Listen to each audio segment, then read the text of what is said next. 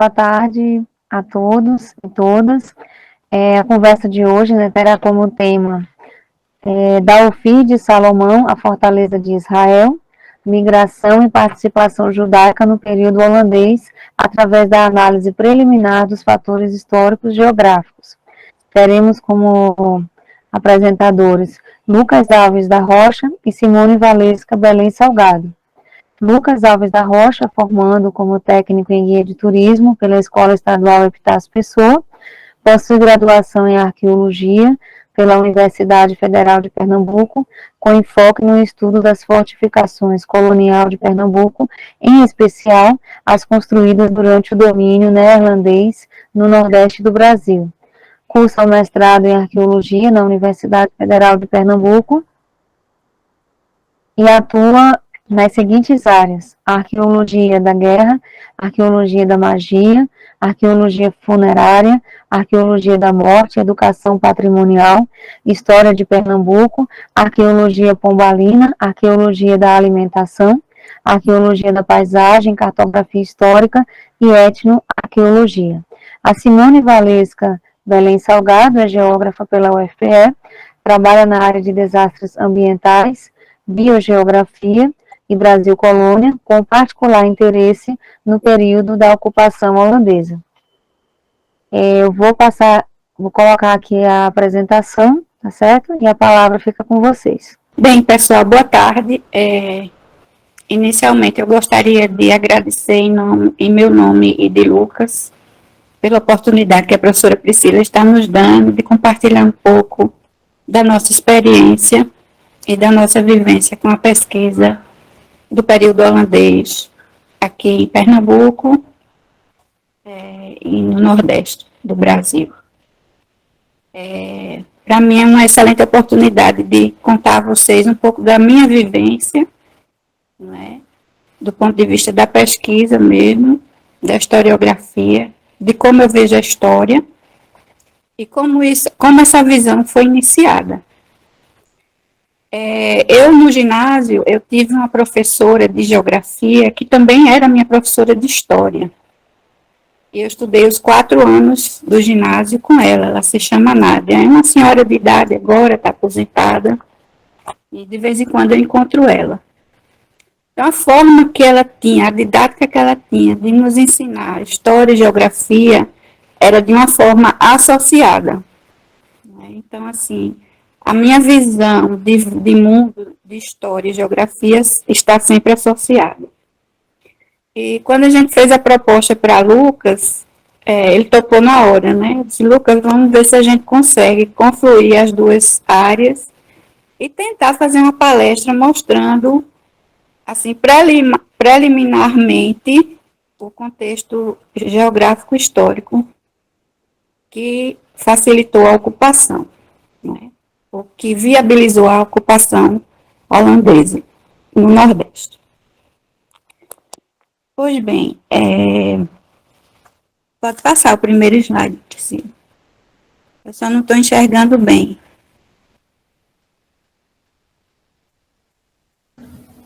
Sim, aí, pronto. Então, assim, uma das primeiras pessoas que descreveu o Brasil de uma forma um pouco mítica foi o Ambrósio Brandão, que, por coincidência, era um cristão novo. Ele fez uma viagem pela costa do Nordeste e descreveu, né, a paisagem e se encantou com o que viu, né, a beleza do lugar e também a riqueza, a potencialidade de exploração do local. E isso o fez expressar os sentimentos que ele havia sentido, né, absorvido.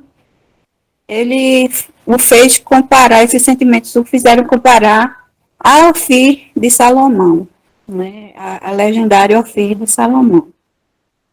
E isso tudo criou vamos dizer assim, um arcabouço mítico, e essas notícias, que Ambrósio foi o primeiro, mas vieram seguidos exploradores, como nós sabemos, e eles fizeram também as anotações e as observações durante essas viagens exploratórias. E o que eram essas anotações? Elas eram basicamente descrições, certo, do ambiente, das localizações, se tentava localizar esses objetos no espaço, né, por exemplo, rios, ilhas, portos, principalmente os portos, né, e essas descrições eram levadas ao conhecimento vamos dizer assim, dos financiadores das viagens e, consequentemente, principalmente dos líderes, né, dos reis. E, no caso, posteriormente, da criada Companhia das Índias Ocidentais.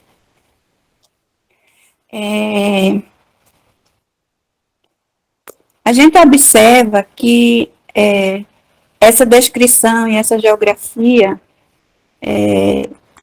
feita pelos viajantes, né, elas levam informações até as metrópoles sobre a possibilidade de como invadir, né? Então, por exemplo, assim, a gente sabe que os holandeses desembarcaram em Pau Amarelo, né, aqui na praia de Pau Amarelo, no litoral norte de Pernambuco, e que havia uma facilidade de se chegar e ficar e atacar de surpresa por esse porto. Né? Então, a gente afirma que essas, vamos dizer assim, esse preparo anterior à viagem, ele se baseava nessas descrições, né, dos viajantes. E aí, com essa mítica e essa importância, né, dada ao Novo Mundo, muitos aventureiros se dispunham, homens solteiros, se dispunham a vir tentar alguma coisa aqui no Brasil. Se a gente adicionar a esse cenário o momento político da Europa no final do século XV e começo do século XVI, a gente vai lembrar vocês que estava sendo, vamos dizer assim, consolidada a Inquisição Espanhola.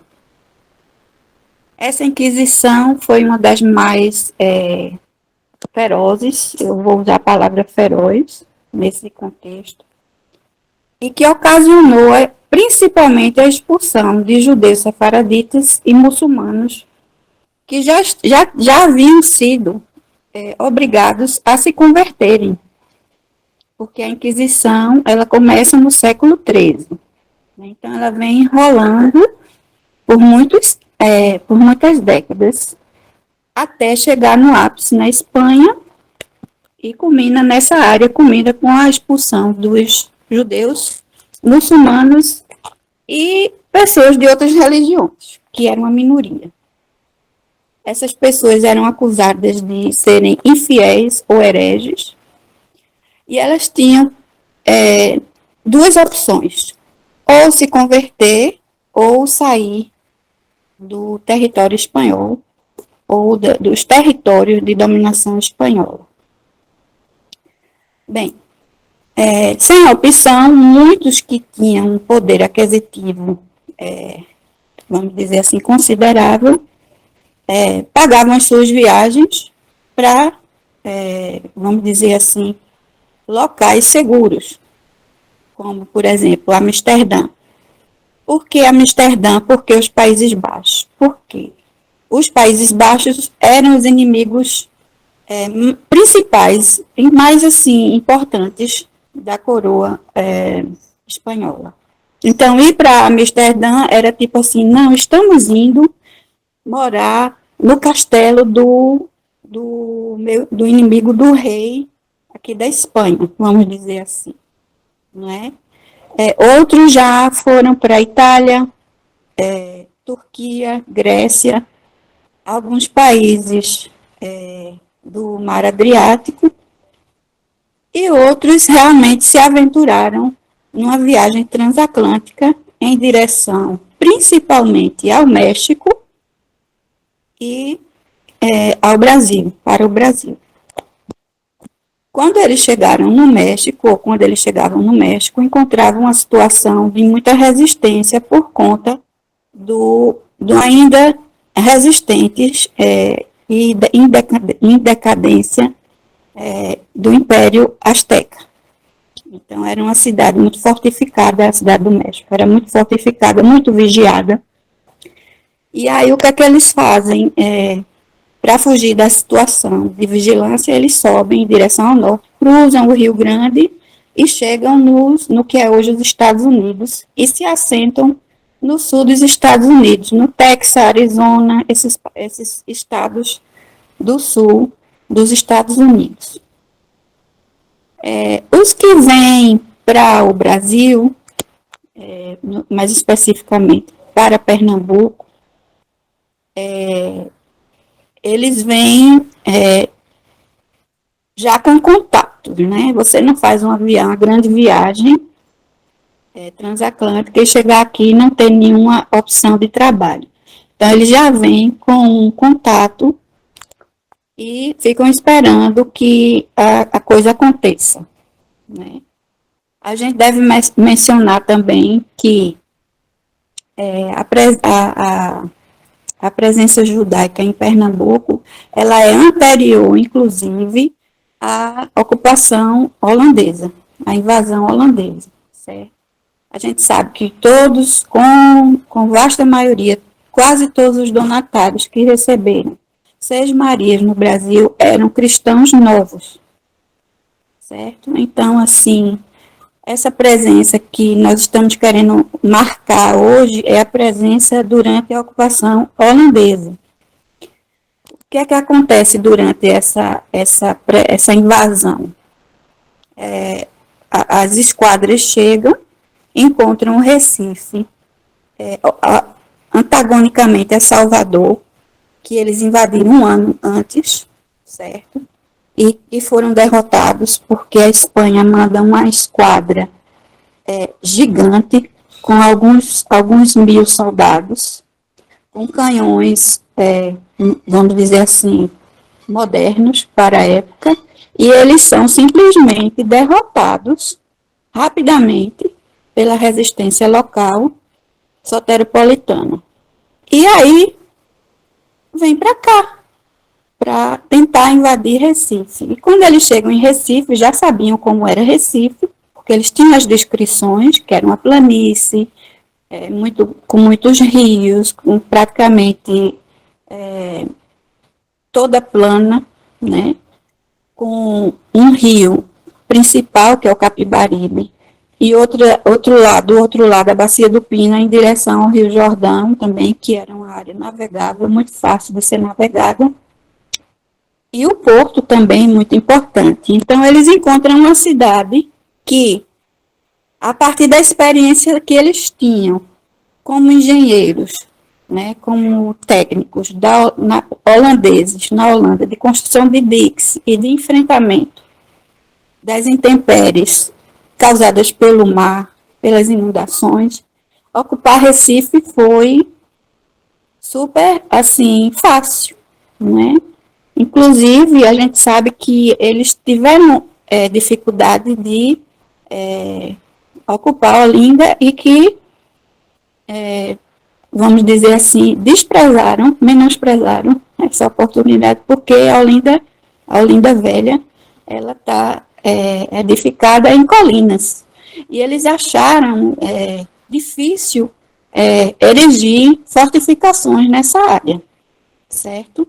Então, assim, diante desse quadro fisiográfico de Recife, de delta, de estuário, foi muito mais fácil para eles ocuparem, organizarem a cidade e construírem fortificações, porque em si só o Recife se protegia, porque estava cercado de água, né? E pequenas ilhas, porque naquela época a gente não tinha havido os aterros que aconteceram ao longo dos séculos, durante o processo de crescimento e urbanização do Recife, como a gente sabe, né? A gente poderia citar vários exemplos, mas que não cabe aqui no momento, que seria conversa para outro momento, outra palestra. Então, é isso. Então, assim, a facilidade e a configuração fisiográfica ajudaram muito nessa ocupação. O conde Maurício de Nassau chega em Recife depois de 2 anos dessa invasão, não é? E vem meio que organizar a coisa. Durante esse período, os judeus que já estavam aqui, que tiveram a oportunidade, né, com a chegada de Maurício de Nassau, que ele instituiu a liberdade religiosa, esses judeus se rebelam e gostaria de ressaltar, eles já estavam no Recife, ou vamos dizer em Pernambuco, eles já estavam aqui assentados, eles se descobrem, se desvestem dessa vamos dizer assim, armadura de cristão novo, e respiram uma certa tranquilidade, entre aspas, durante alguns anos. E com essa abertura e o desenvolvimento econômico devido vamos dizer assim, ao cultivo, monocultura do açúcar, muitos outros vão vir também, judeus e não judeus. E esses judeus aqui em Recife, eles eram mercadores, comerciantes de produtos, né, de vários tipos, sapateiros, alguns professores, enfim, pessoas comuns, né? E eles se veem uma comunidade vivificada, renovada, e decidem fundar a primeira sinagoga das Américas, até o momento conhecida, que é a Carral do Israel, que se chama Rocha de Israel, né? A tradução do hebraico para o português, a Rocha de Israel. E essa comunidade marcou história aqui no nosso Recife pela contribuição que eles ofertaram, pelo convívio que eles tinham, e eles ajudaram muito os holandeses a estarem aqui, porque eles tinham interesse de manter essa ordem, essa liberdade, e também tinham interesses econômicos, né? Muitos eram mercadores, e eles intermediavam as negociações entre holandeses e brasileiros, no caso, colonos portugueses, senhores de engenho, que não tinham interesse de aprender nem o holandês, nem os holandeses tinham interesse algum de aprender o português.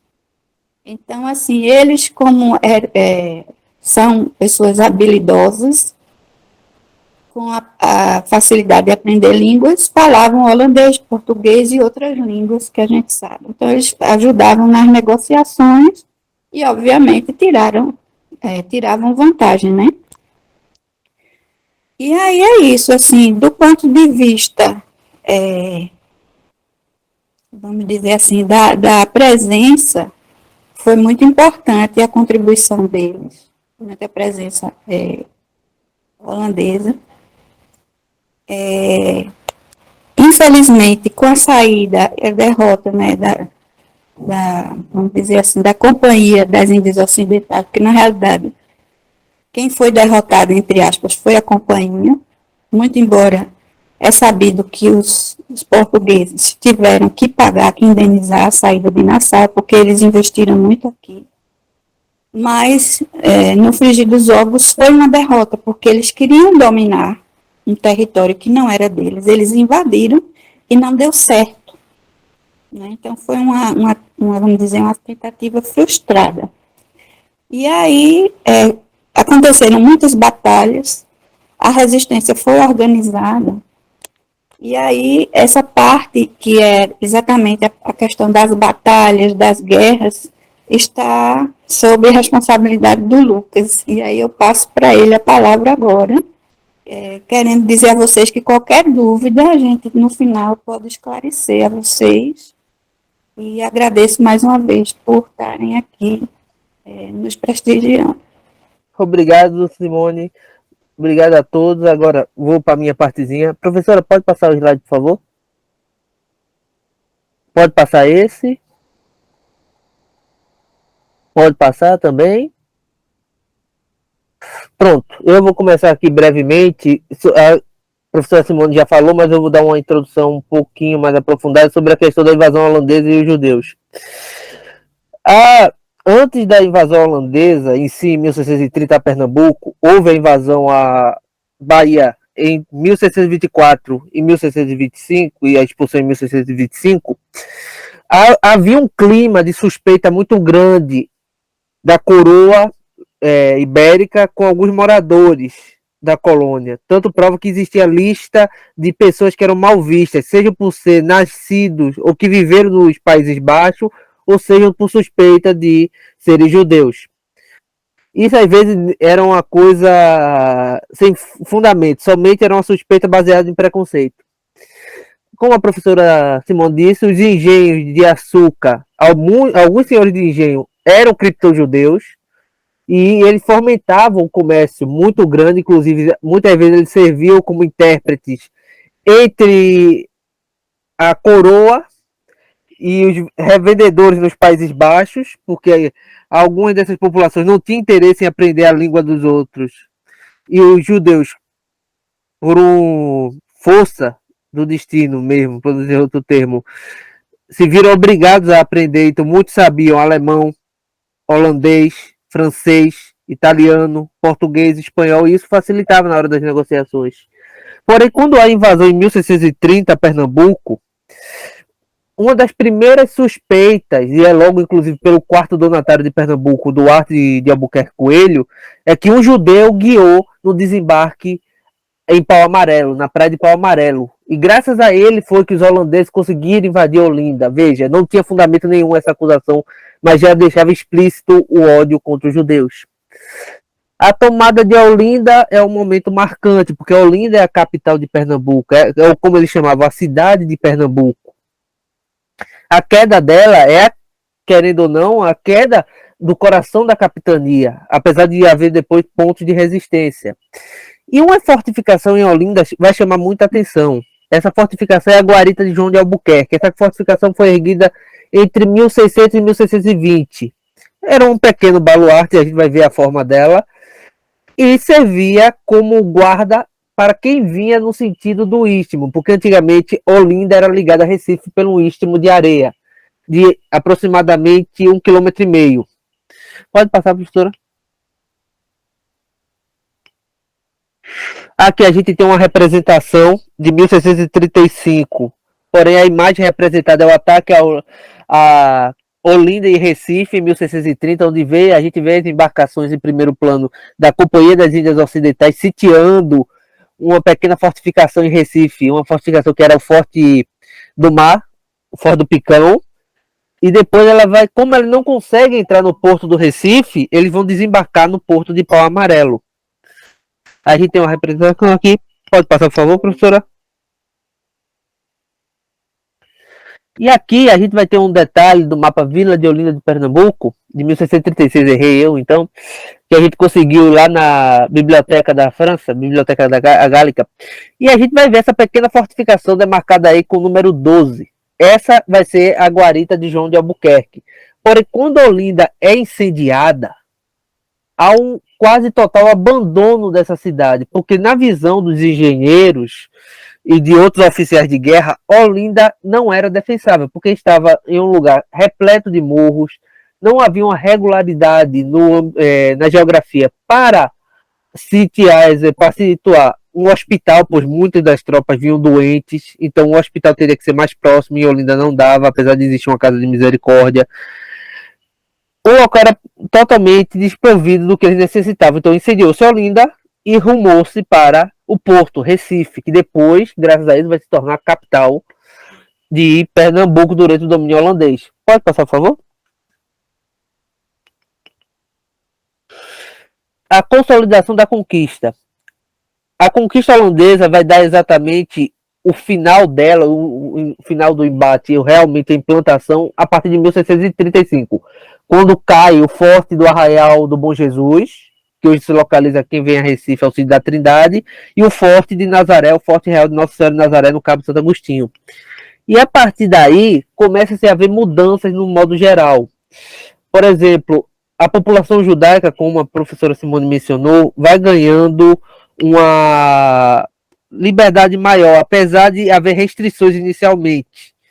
E, exemplo, alguns terrenos na proximidade do Recife são comprados para que houvesse construção de casas para a comunidade judaica. Um judeu compra, não lembro o nome dele agora, a região que hoje a gente denomina uma Rua do Bom Jesus, que antigamente se considerava fora do perímetro defensivo do Recife, e dali começa a haver construções de uma rua que só vai ser só ocupada por judeus. O crescimento da comunidade judaica, como disse, quem já estava aqui e era judeu, começou-se a se mostrar ainda mais como judeu. Houve uma migração dos judeus da Europa para Pernambuco, e várias embarcações chegaram, porém, isso não diminuiu o preconceito, tanto do lado católico como do lado protestante. Os judeus eram perseguidos, eram literalmente, muitas vezes, descritos como as piores pessoas que poderiam existir na face da terra, sendo tudo que havia de ruim, por algum motivo, era culpa dos judeus. Se estava passando por um momento de falta de fome, judeus. Se não temos tantos adeptos ao catolicismo, judeus. Os judeus instalaram uma sinagoga, isso vai causar a corrupção da população, e coisas assim. E a partir daí começa-se a haver uma necessidade, por culpa desse preconceito, de, como eu posso dizer, mostrar que a comunidade judaica é forte. Então, uma das primeiras iniciativas é a criação da Companhia dos Judeus, um grupo de soldados judeus que estariam apostos para servir.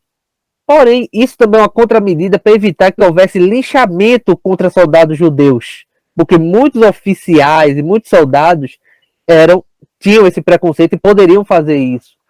Só que se isso acontecesse no âmbito político e chegasse à repercussão política, a companhia perderia investimentos, porque havia muito capital judaico dentro da companhia e ligado a essa comunidade. Só que aí o que acontece? A guarita dos judeus, que é a guarita de João de Albuquerque, que a gente vai ver a imagem, é colocada, essa companhia de judeus é colocado lá, afastado do meio urbano, e para tomar conta de uma cidade fantasma que tinha poucas ocupações, que era Olinda.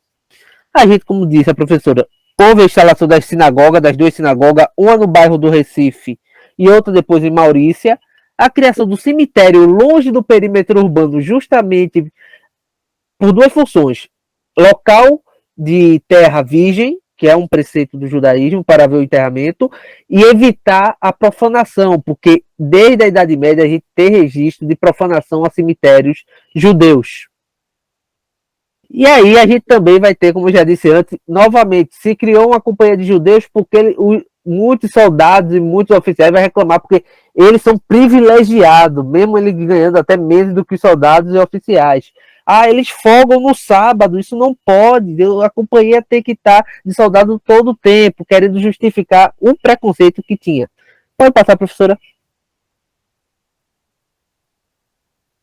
Aqui, esse é o mapa famoso do Recife, eu vou ver o título daqui a pouco, que está em latim, na próxima imagem, onde a gente vê na parte à esquerda Recife e Maurícia, já em grande crescimento urbano, e do lado mais abaixo, à direita, a cidade de Olinda. Apesar de mostrar ela com várias construções aí, apesar de não dar para ver, ela estava abandonada, basicamente. Existem historiadores que sugerem que muito material que foi usado para construir certas casas e habitações de Recife foi retirado das ruínas de Olinda. Pode passar, professora? Aqui, os detalhes do mapa.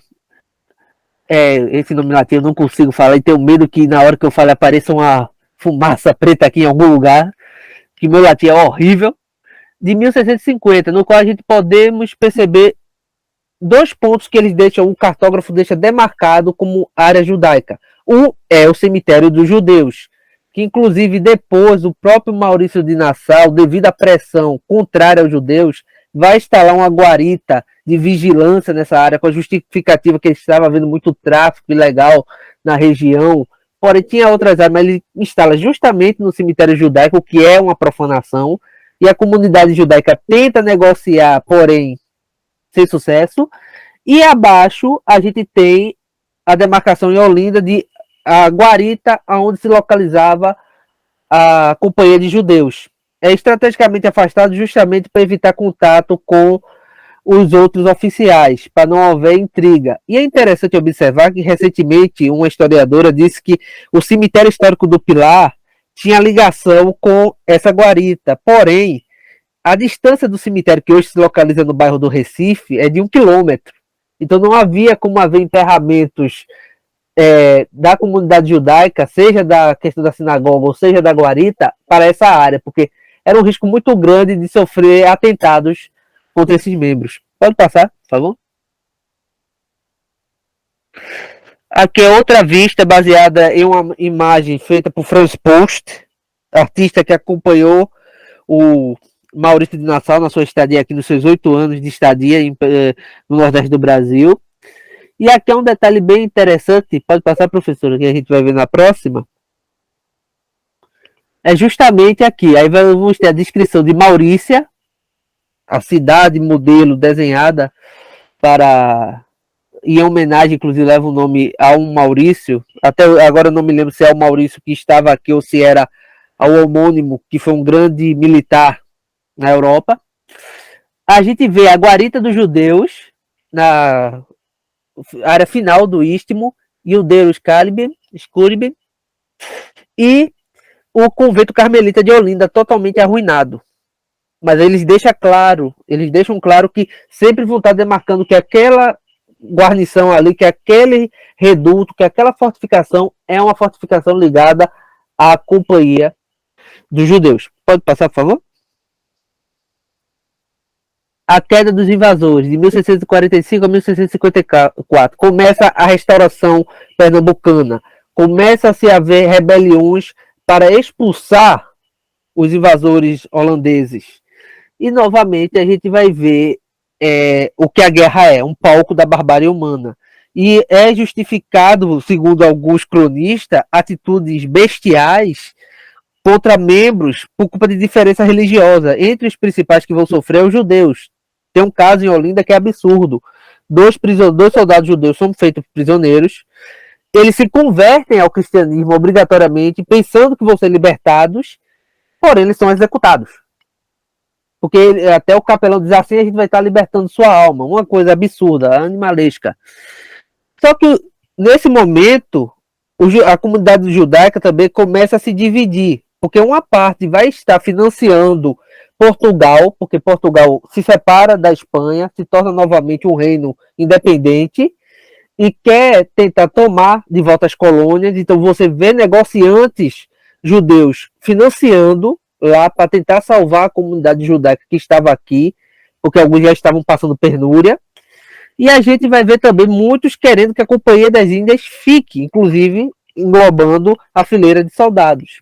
Na Batalha dos Guararapes, a gente vai ter intérpretes judeus, porque nem o holandês eu falo geral, assim, o invasor queria aprender o português, como já foi dito, nem os portugueses e luso-brasileiros queriam aprender o holandês, porque achavam isso extremamente ofensivo, saber a língua do inimigo. Na rendição de 1654, há alguns nuances que dariam permissão a quem fosse da comunidade judaica ficar, porém, sendo convertido, aí dá esse nuance, aí depois a gente dá para dar um excelente trabalho. Aí essa questão de alguns da comunidade judaica migraram para hoje onde é os Estados Unidos, para a colônia de Curaçao, área do Caribe, e ali se instalaram. Para outras regiões também voltaram para a Europa, e alguns permaneceram. E isso vai ser importante, inclusive, depois para a história da medicina, no final do século XVII, quando há aquela epidemia de cólera morbo, porque alguns desses médicos são judeus.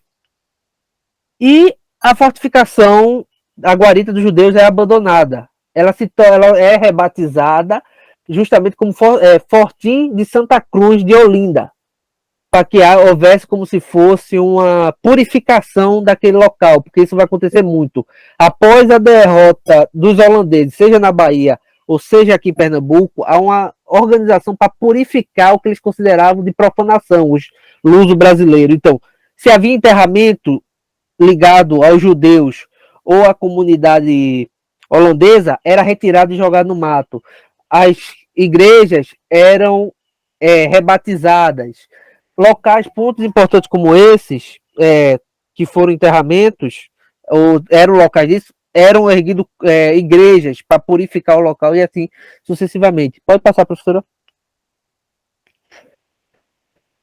Aqui a gente tem uma imagem, ficou muito claro, devia ter botado um pouquinho mais escuro, de como era Olinda na tomada, pelo grande desenhista de mapa Johan van Gogh. Esse mapa é do Arquivo Nacional de Haia. Pode passar, na Holanda. E aqui está o detalhe da guarita dos judeus, do final do sistema defensivo da cidade de Olinda, e a gente tem essa pequena guarita. Como ela seria? Pela essa planta, é porque a gente não tem o perfil da estrutura, mas seria duas baterias, ou seja, duas estruturas. Uma mais baixa, para onde ficavam os canhões, e uma mais alta, que serviria como uma torre similar que a gente vê em castelos, para observação da região. Pode passar, professora? As considerações finais. A gente não sabe qual fim houve realmente com essa guarita dos judeus. A gente sabe que depois do dissolvimento da Companhia dos Judeus, há toda uma reformulação de quem é judeu e quem não é no Nordeste do Brasil, porque volta-se a esconder. Inclusive, o grande historiador Evaldo Cabral de Melo vai fazer um trabalho, O Nome e o Sangue, sobre como algumas famílias que tinham um poder aquisitivo maior vão falsificar sua genealogia para conseguir certos privilégios. Inclusive, ele usa o caso de um famoso senhor de engenho da região do litoral sul de Pernambuco. E a questão da guarita dos judeus, a gente não sabe. Existem duas hipóteses. Que ela existiu até 1770, porque o sistema defensivo de Olinda foi reformulado, porém com o nome de essa guarita de Fortim de Santa Cruz de Olinda, e depois foi abandonada e erguida uma igreja depois no século XIX. Ou que ela foi abandonada realmente depois de 1760 e essa região está agora submersa. Porém, o que a gente traz aqui hoje, eu especialmente agradeço o convite da professora Simone e da professora Priscila, que é justamente trazer esse material aqui, é começar a mostrar a importância da presença judaica no Nordeste do Brasil e na construção do que hoje a gente considera Brasil. Porque normalmente a gente vê muito antigamente aquela questão, o Brasil foi feito pelo negro, pelo índio e pelo branco, só que não é. O Brasil é uma Babel. E teve vários outros povos que construíram essa nação que hoje. Então a gente precisa sempre resgatar essas populações que muitas vezes permanecem esquecidas, para que as pessoas conheçam e tomem essa identidade para si, para dizer, nós também participamos da construção dessa nação. Pode passar, professora?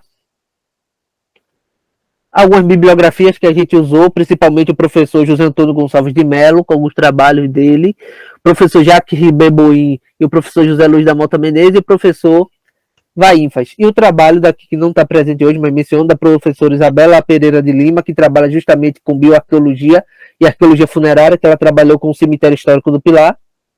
Agradeço a todo mundo. Obrigado mesmo, gente, por estar aqui hoje, e obrigado.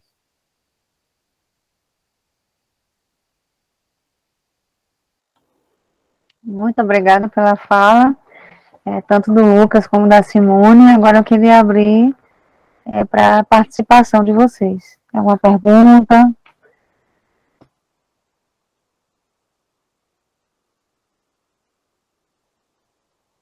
Bem, enquanto o pessoal está preparando as perguntas, né, eu vou considerar que vão perguntar depois.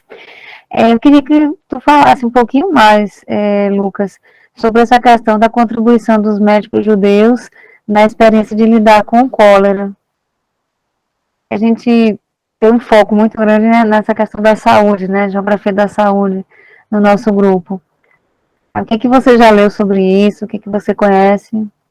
Bem, eu vou recuar um pouquinho antes da gente chegar na cólera no final do século XVII.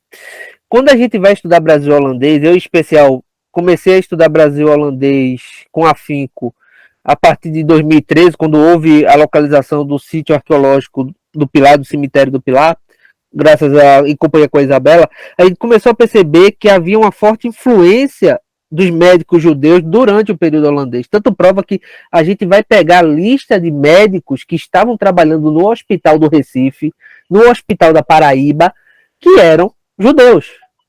Eles tinham alguns manuais que chegaram como o Zacuto Lusitano, foi feito pelo o próprio Zacuto para um filho que veio aqui durante a dominação holandesa e tinha diretrizes para que ele seguisse. É um manual excelente para quem gosta de ler, para quem gosta de entender. Se você vai pegar uma obra que agora eu esqueci o nome do autor, eu estou olhando para ela ali, que é do McCraven, e eu me esqueci do outro autor, que ele vai fazer um mega tratado sobre a medicina no Brasil holandês. Ele vai usar fontes judaicas ou referência de médicos judaicos que estavam aqui. E essa influência ficou depois da expulsão, porque eles tinham realmente o tato para lidar. A gente vai ver, eu estava discutindo até com a professora Simone, o tratado de cólera que foi publicado pelo Arquivo Público de Pernambuco em 1950, 1960. A edição hoje é considerada raríssima, só tem, eu acho que menos de 15 exemplares no Brasil, de 3 médicos. Os sobrenomes são Pimenta, Rosa e Mourão. 2 deles, segundo uma estudiosa da USP, são judeus, ou quer dizer, criptojudeus. E eles detalham o tratamento para a cólera, como é que deveria ser a organização da cidade, a organização dos locais para enterramento, o tipo de tratamento, como deveria ser os hospitais. É um material fenomenal. Inclusive, eles são dos primeiros a direcionar a questão da presença de cemitérios sem ser anexo a igrejas ou enterramentos dentro da igreja. Eles disseram, olha, a gente está no meio de uma pandemia, de uma epidemia. É necessário se criar sítios, locais para ver um enterramento organizado dessas vítimas. Porém, quando a gente vai estudar esse período da epidemia aqui em Pernambuco e em outros estados, o que era um cemitério organizado se transforma em uma vala coletiva, de tanto enterramento que não tinha condições de suprir. E hoje a gente vê isso, vê esse interesse. Eu vou tentar achar a referência depois, professor, desse livro que saiu pela USP, da importância da presença dos médicos judeus aqui no Brasil. Eu vou tentar achar mesmo, porque é um livro maravilhoso. E a gente trabalha com essa questão porque a minha colega de estudo, a Isabela, é bioarqueóloga, então ela trabalha com ossadas humanas. Então ela trabalha com o que as doenças deixaram marcada nos ossos. Então a gente fez todo esse levantamento, toda essa questão. Ela, quando dá as palestras falando sobre isso, é maravilhoso, porque você vai ver como algumas doenças eram descritas e como elas deixam num paciente, na parte que eu posso dizer ainda vivo, e como elas deixam marca. A gente vê hoje na bioarqueologia. A gente pega um osso de uma pessoa ossada, de uma pessoa que tinha, deixa eu ver, uma doença, sífilis. E a gente consegue identificar isso na ossada. Você tem a descrição histórica e você tem, quando pega o esqueleto, as marcas que a sífilis deixa no esqueleto. As deformações, as inflamações. Então isso poderia agravar a situação. Eu espero que eu tenha respondido a questão. Com certeza. Tem mais algum questionamento? Posso fazer, professora? Pode, ficar à vontade, Paulo. Lucas, você deu um monte de informação, mas onde a gente acha elas? Boa pergunta. Boa pergunta. A maioria dessas informações já está publicada em obras, não vou dizer de acesso, mas de mais fácil acesso. Por exemplo, você basta pesquisar pelo professor José Antônio Gonçalves de Mello. Ele vai ser como é que eu posso dizer, o patriarca dessa questão do estudo do Brasil holandês. Eu considero ele o mestre-sala daqui. Teve outros historiadores antes, mas ele vai dar um mergulho sobre, exemplo, a questão do impacto do domínio holandês, a questão da presença judaica. Ele vai ser um dos primeiros a escrever um livro de mais de 300 páginas chamado Gente de Nação. Eu vou deixar aqui o link, gente, do meu academia.edu, que é onde a gente posta trabalho, estudinho. Então a gente vai deixar lá, inclusive, essa apresentação para quem quiser pegar a bibliografia, porque vai ser melhor. Mas existem obras, os mapas, se vocês quiserem, eu vou deixar no link lá na apresentação, e um link para quem quiser acessar e conhecer a biblioteca digital francesa, que é maravilhosa, tem muito material mesmo. Então, quem quiser a questão de cartografia, tudinho, é só acessar lá. E se precisar, a gente junta com a professora aí, a professora Simone, a gente faz uma breve bibliografia para quem tiver interesse no tema. Porque eu acho que vale muito a fica pena. bem interessante, viu, Lucas? Se tu puder disponibilizar no grupo lá que a gente criou, disponibilizar esses links, que aí eu posso passar para o pessoal. Pronto, eu vou disponibilizar agora mesmo, professor, até. Aí se a senhora puder botar no chat, porque o meu academia não está querendo entrar pelo computador. Ele está de greve contra mim. Tudo bem. Alguém quer mais perguntar? Eu vou perguntar a Simone. Não sei se enquanto o pessoal pensar em alguma outra pergunta. Ô, Simone, eu queria que tu falasse um pouco mais sobre essa questão do legado dos judeus no Recife, né? Que você falou, assim, tem a ocupação não só no Recife, mas você falou um pouco mais dessa questão do Recife. Queria que você explanasse um pouco mais sobre isso. Olha, como eu falei, né, da questão da ocupação em relação ao relevo, ela é muito clara, né? Do ponto de vista religioso, vamos dizer, da primeira presença com os donatários, havia um temor, não é? Havia um certo cuidado exagerado de que eles não fossem descobertos. Mas isso não os impediu de, vamos dizer assim, estruturar o início da colônia, né? Inclusive a tomada do território dos indígenas, que a gente sabe que o litoral nordestino era ocupado pelos tapuias, né? E vamos dizer assim, essa presença era muito resistente. Os tapuias eram guerreiros violentos, com práticas canibais ou endocanibais, e que dificultaram, né? Inclusive tem uma ocorrência, uma batalha, não sei se Lucas pode dar mais informações sobre isso, que se chama o Cerco de Igaraçu, que foi exatamente isso.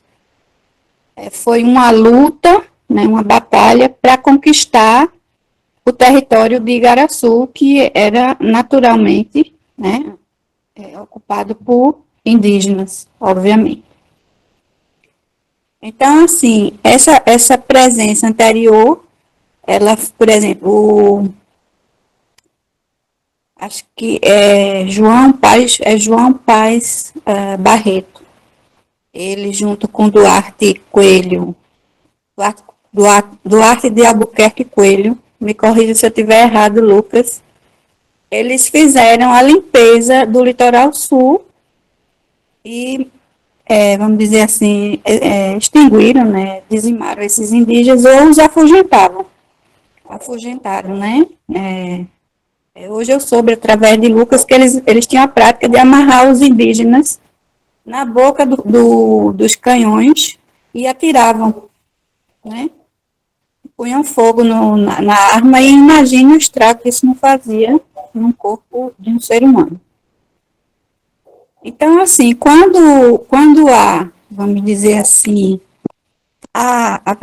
quando a presença dos holandeses permite essa liberdade de culto e, por consequência, a liberdade, há vamos dizer assim, uma certa tranquilidade, não relaxamento, mas tranquilidade de ir e vir, e com a própria, vamos dizer assim, aquisição desses terrenos e a organização da primeira judiaria das Américas, que é exatamente essa rua que hoje a gente chama de Rua do Bom Jesus, no Recife Antigo, que anteriormente era chamada de Rua dos Judeus.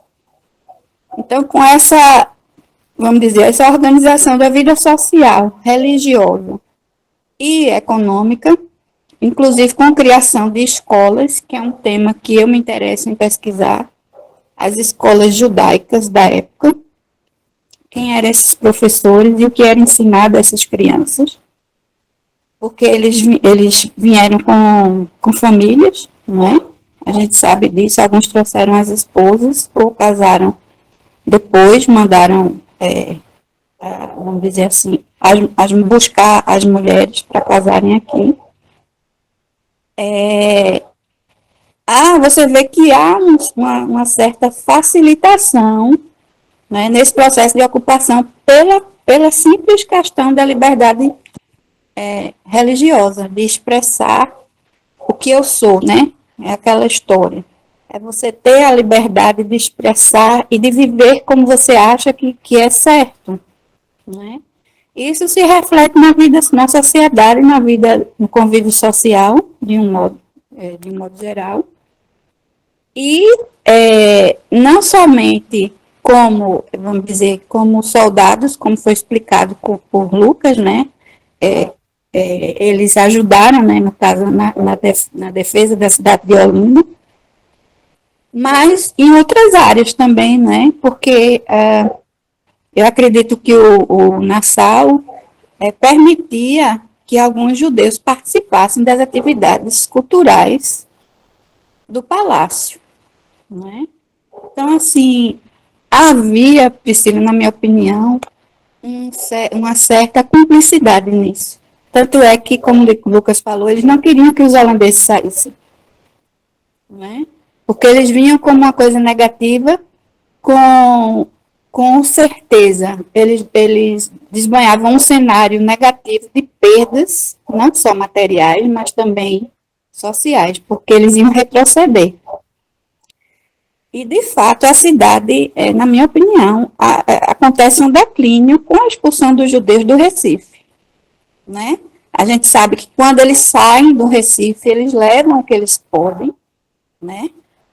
E vão em direção a Nova Amsterdã, que era a opção deles, porque os que estavam aqui e que eram, vamos dizer assim, que colaboravam com os holandeses, eles já sabiam que lá nos Estados Unidos havia Nova Amsterdã, e que, de certa forma, era uma nova tentativa, né? Como eles vieram tentar aqui, seria uma outra tentativa para eles. E aí eu adiciono aí na minha fala o que aconteceu durante essa viagem de Recife em direção aos Estados Unidos. Aconteceu que lá no Caribe, eles foram capturados por piratas espanhóis e franceses e ficaram aprisionados algumas semanas. E houve uma negociação e alguém mandou o valor do resgate e eles foram libertos. Durante esse aprisionamento, muitos gostaram do clima, viram que dava para viver, né, nessas ilhas, que são chamadas ilhas ocidentais também, e tentar o cultivo da cana-de-açúcar, porque, assim, o grande impacto do açúcar na Europa não era o que saía daqui, porque o que saía daqui era o açúcar grosso, não refinado. E esse açúcar ia para a Holanda para ser refinado lá.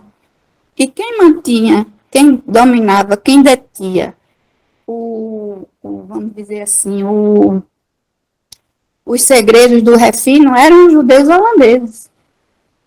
Então, assim, não era a produção, o transporte, não era quase nada assim, vamos dizer assim, no produto final. O que valorizava o açúcar brasileiro ou qualquer outro era a questão do refino.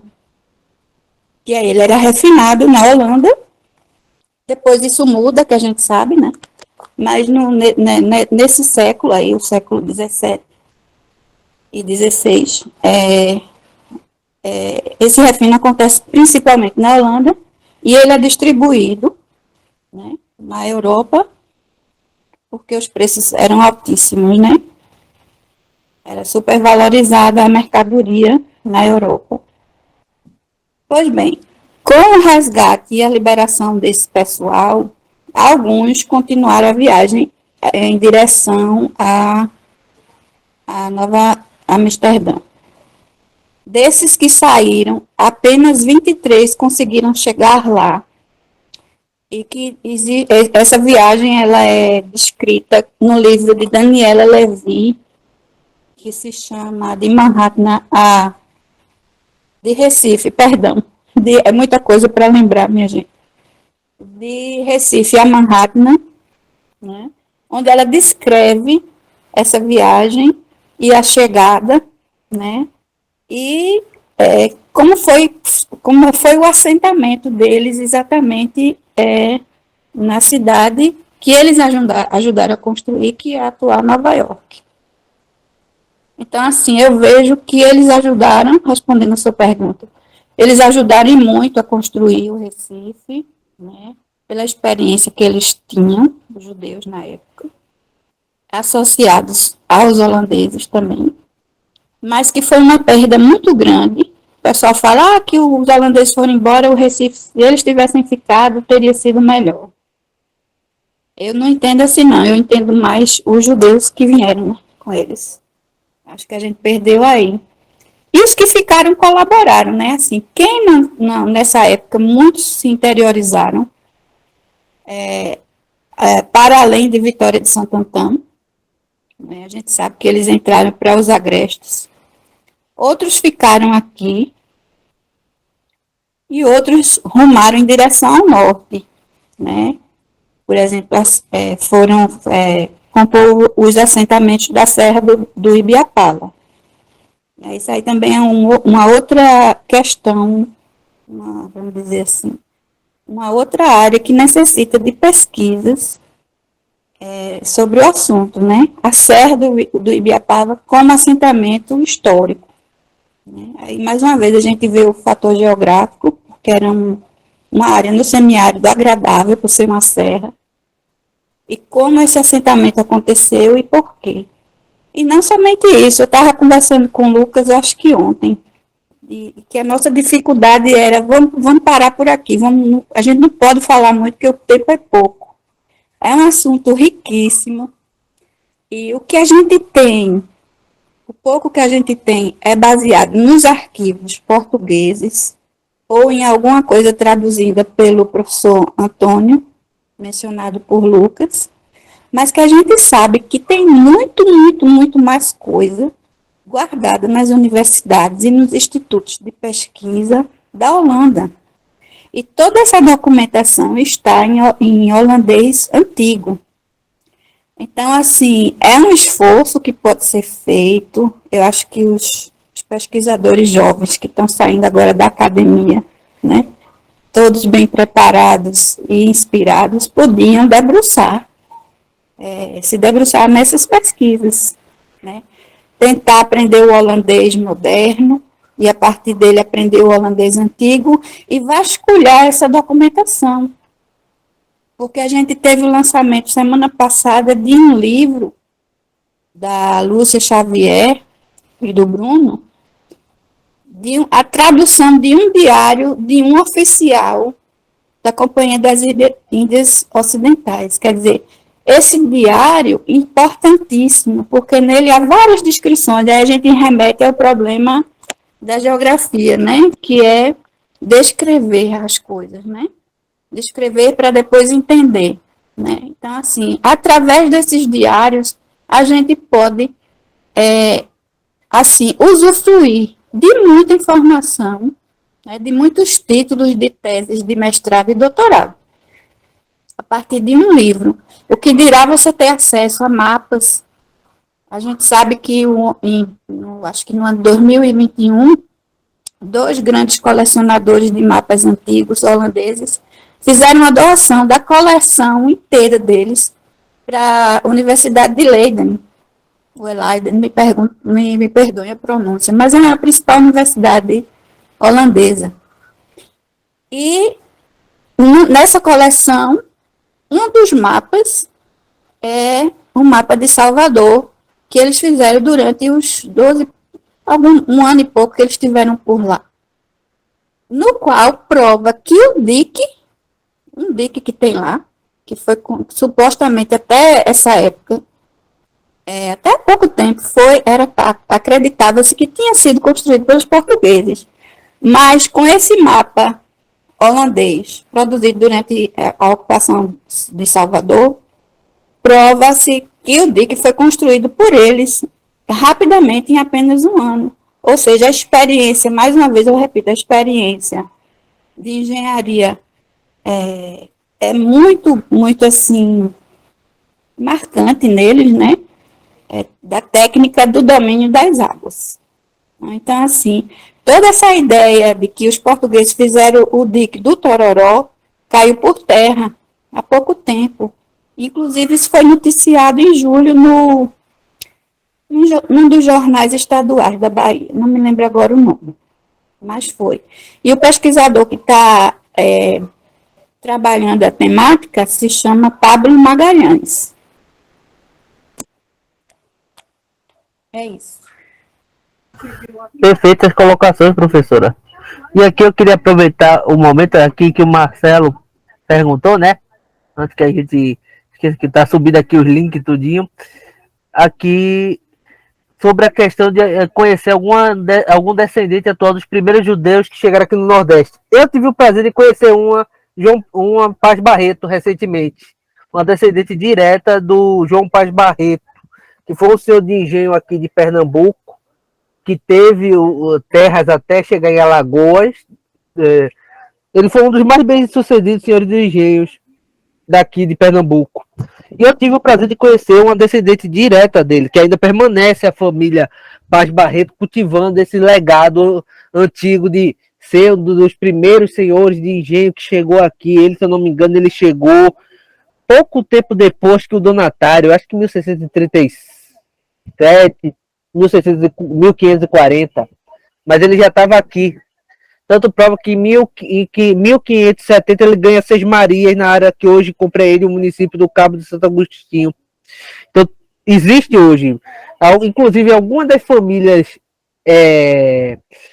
que são consideradas famílias tradicionais, algumas delas têm vínculo com a comunidade judaica, ou tiveram suas origens na comunidade judaica. Então é interessante a gente procurar sempre essa genealogia, porque sempre vai contar um descendente. E quanto à questão dos judeus na Paraíba, eu vi citações a estudos, o professor José Antônio mencionou ele, eu acho que hoje existe, porém, eu acho que precisa haver um aprofundamento. E como a professora Simone disse, muita documentação está em arquivos na Europa, seja na Holanda, na Alemanha, em países como Portugal, Itália, França, Espanha, você tem essa documentação. Falta agora os pesquisadores começarem a irem lá e pesquisarem. Eu mesmo estou tentando entrar em contato agora com o pessoal de Portugal atrás de alguns documentos relativos à fortificação, que está lá na Torre do Tombe e não está digitalizada. Eu vou precisar ter que pagar a digitalização, que já é uma facada no bucho. Mas se tem a necessidade de criar isso, quando a gente estava trabalhando sobre o cemitério do Pilar e o hospital do Recife, a gente descobriu que existia um hospital na Paraíba. A gente, certo, tem um hospital na Paraíba, mas cadê a história dele? Eu estou vendo que houve aqui petição para médico, tudo, mas qual é a história desse hospital? Quer dizer, existe um Brasil holandês fora do Recife. Então é necessário agora começar a se estudar esse Brasil holandês fora do Recife, nas outras regiões que foram ocupadas, que provavelmente possa ter uma história tão rica quanto o Recife, porque eu duvido que, exemplo, na Paraíba não existiu uma sinagoga. Recentemente está tendo a discussão de um exemplo em Itamaracá.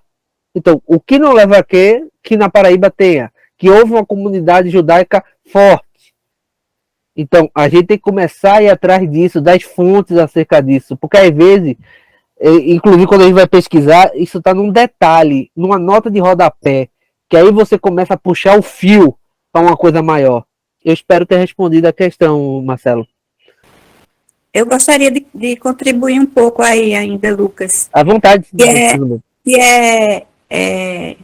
Lembrando, não sei se vocês já ouviram falar, mas eu gostaria de lembrar que depois da abertura, né, do governo militar, com a anistia e tal, houve estabelecimento e a oficialização dos partidos comunistas, né? E aí, o que é que aconteceu? Durante a década de 90, o Partido Comunista de Campina Grande se fortaleceu e eles se encontravam e a coisa foi crescendo, se avolumando. E eles viram a necessidade de adquirir um imóvel no centro de Campina Grande para estabelecer a sede do partido, no caso de Campina Grande. Pois bem, compraram a casa e iniciaram a reforma.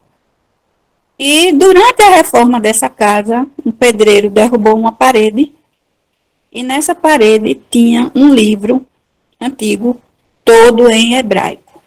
Ou seja, o livro estava enterrado, entre aspas, numa parede, escondido, muito bem embalado, mas que foi um achado, né? Então, assim, essa casa existe, né? É em Campina Grande. Isso é um indício de que, se há um livro numa casa, há uma vida religiosa. Né? Então, assim, tem que alguém, mais uma vez eu digo, algum estudante jovem, recém-formado aí, saindo da academia, pode se debruçar só nesse caso aí, descobrir quem era, ir nas fontes, né, de registros lá de moradores, quem eram essas pessoas que moraram nessa casa. Né? Outro fato é que existem os caminhos que ligam essas cidades, vamos dizer assim, esses redutos principais, que são estradas antigas. Por exemplo, Garanhuns é ligada a Pesqueira, que é ligada a Monteiro, na Paraíba, que você subindo mais a leste se liga a Campina Grande. Pelo o lado oeste de Garanhuns, você chega até Belo Jardim. De Belo Jardim, você entra para a Paraíba, o sertão da Paraíba, e chega no Crato. São caminhos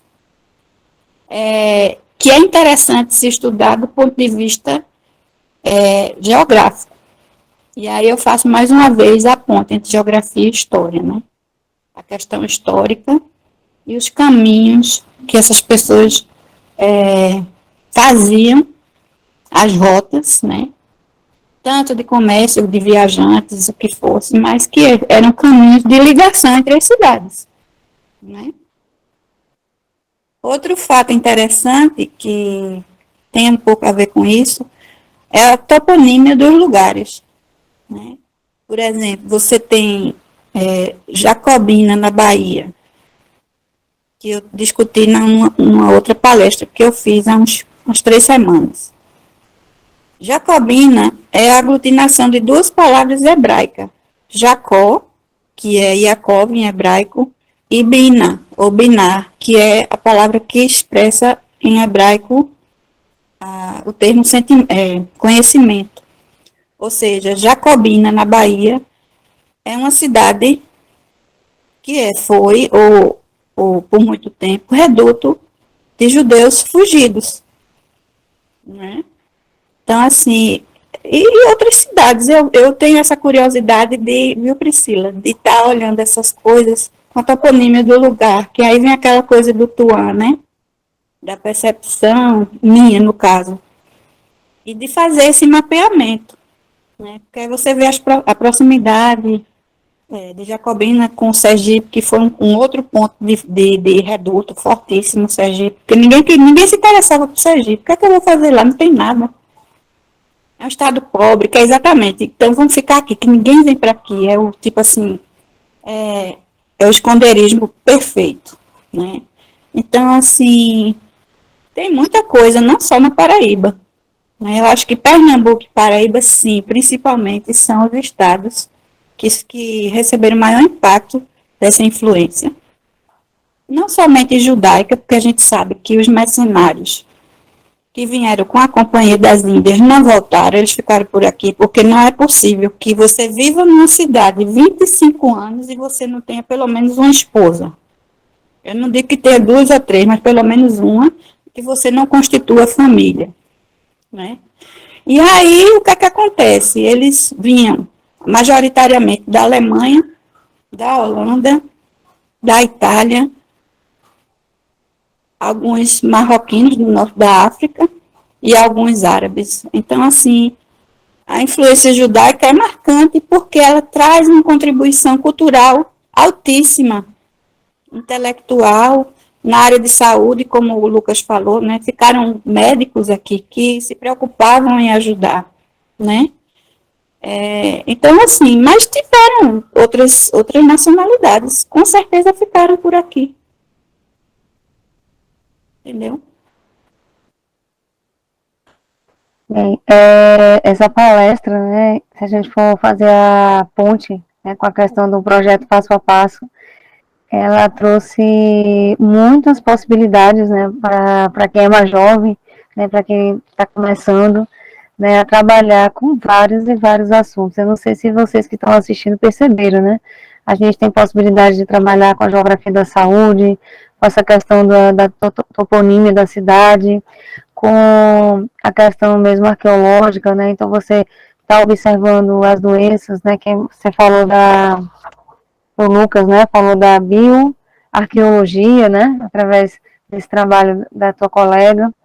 Né? Então, são várias possibilidades para o historiador, para o geógrafo, para quem é da área da saúde, né, como um todo, né, de possíveis trabalhos, possíveis fontes também, né, que vocês colocaram aí, e algumas pistas, né, de um assunto que é tão antigo e, ao mesmo tempo, parece que a gente está começando a descobrir agora.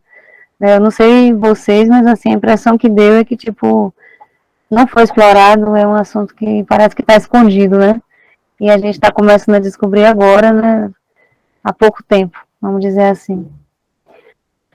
Queria agradecer, né, mais uma vez, tanto ao Lucas como a Simone, né, ele ter nos proporcionado essa informação, por ter organizado, né, essa informação, né, também os que participaram, né, que contribuíram ou com perguntas, ou realmente, assim, dando esse apoio, né, porque também é bom a gente ter um público, né, que esteja junto, né, para poder a gente perceber um pouco, né, das dúvidas, perceber um pouco do que realmente existe de curiosidade ou não em relação ao tema.